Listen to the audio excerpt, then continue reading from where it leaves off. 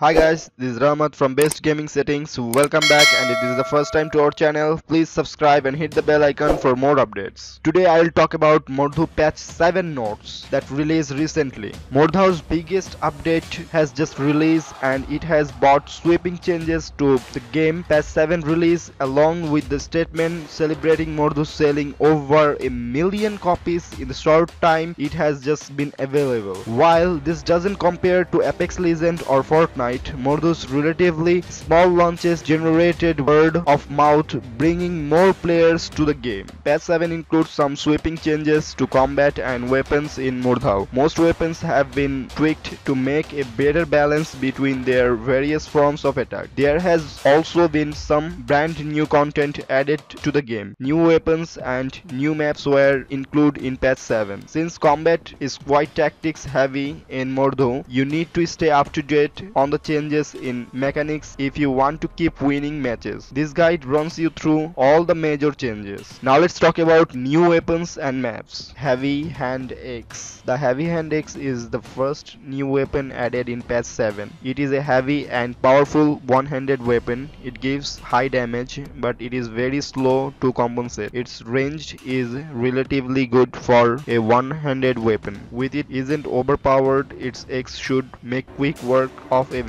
With light armor, the back of the axe is a blunt mallet that doubles as a blacksmith hammer. With this, you can parry attacks. However, you can also use it to repair structures. This axe only costs 3 points, while the actual blacksmith's hammer costs 2. This makes the blacksmith hammer a bit of a redundant item if you are not using a pre-made character classes. This addition from patch 7 definitely opens up more options for engineers. The second one is Javelin. This latest weapon is a throwable spear. It comes stacked with 2 ammos. If you hit your target, this deals high damage and your reload speed is also very high. This makes it a throwable to be wary of in Mordhau after patch 7. Headshots with the Javelin will take out every player who isn't in high armor. Even a torso shot will do serious damage to most type of armor and instant kill anyone with no armor. The only map added in patch 7 is Crossroads. This is a new frontline map. It is pretty uniquely laid out, featuring on structure in the center with various raised platforms around it, making it a good place for ranged player. This should add some much needed variety to the map available. Patch 7 only contained 1 new maps. Hopefully future updates will add or to the other game modes. There are some changes in gameplay in patch 7. Let's talk about this. Patch 7 has mainly dealt with balancing combat and adding new content, but there has been some other changes. In customization, you will see some more options here. Second change is take. This map has been altered quite a bit. Patch note 7 should address a problem experienced by players who thought the layout was weighted towards one team's starting position over the others. Next changes in toolbox. This can no longer build structures in spawns area. The ability to do so previously was an oversight rather than a feature. This is largely an anti-troll move that should make the game less frustrating. The next changes is bans. Players leaving during voting and disrupting new gates now get a 5 minutes ban. This was a very minor problem, but it is one of a few anti-troll measures in patch 7.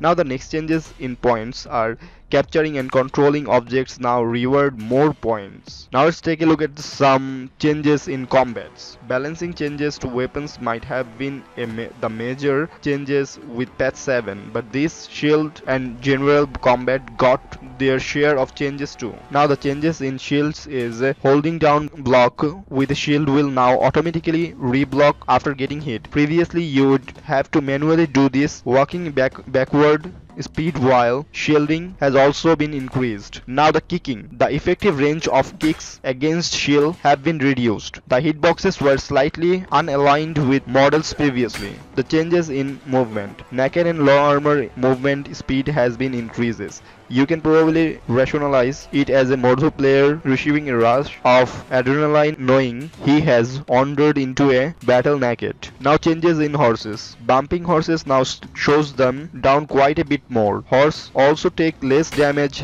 than they previously did. A minor change, but it could really shake things up for cavalry players. The next change is in parry. Stamina gain from parries have been increased by 5 in patch 7. Now let's talk about weapon changes in patch 7. This is the big one. There has been quite a lot of changes. Longbow, projectile speed and draw speed has been increased. However, draw speed has been reduced. This is a changes that kind of cancels itself out, but it will take some adjusting to. Crossbow. You now do much more damage with a crossbow against torsos. Recurve bow. Speed increased slightly. You can also now sprint a bit during the draw. This will really help you with mobility and help distinguish it from the similar longbow. Perks. The price of both range enhancement, ranger enhancement has been reduced to 1. Jump sway. This has been increased on all ranged weapon. Leg damage. This has been increased for everything. This makes it much more effective than previously. If you are aiming to recreate any Monty Python beats, now might the time. Halberd. Stab damage against plate helmets has been reduced to 45. Spears in the main grip now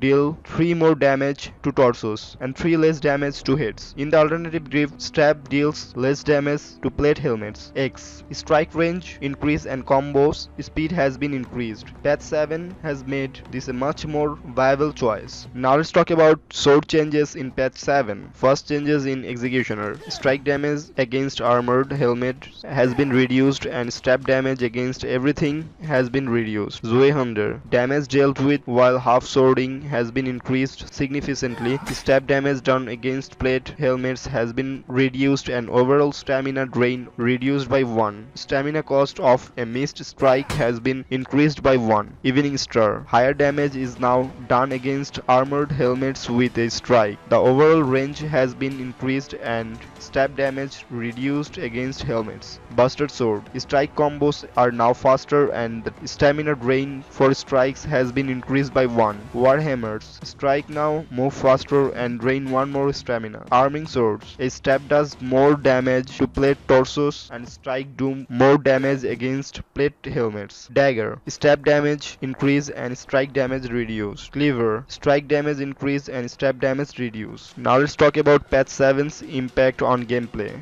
These changes to weapons are all quite minor, but they will contribute to a different balance for weapons in the game. Overall ranged weapons have been each made more distinct. This should help make archery more effective as a play style. A lot of weapons have been used between strikes, stab and alternative grips adjusted. This should help each weapon find an effective niche and reduce the overwhelming benefit of 1 or 2 overall else. While players are getting used to this adjustment, it is a good time to refresh yourself on the basis of dueling and optimize your settings. This with a million copies now sold, there's going to be a lot of new players to compete with. Guys, that was all for this video. Please share your thoughts about this video and comment out what video you want to see next in our channel, and thank you for watching.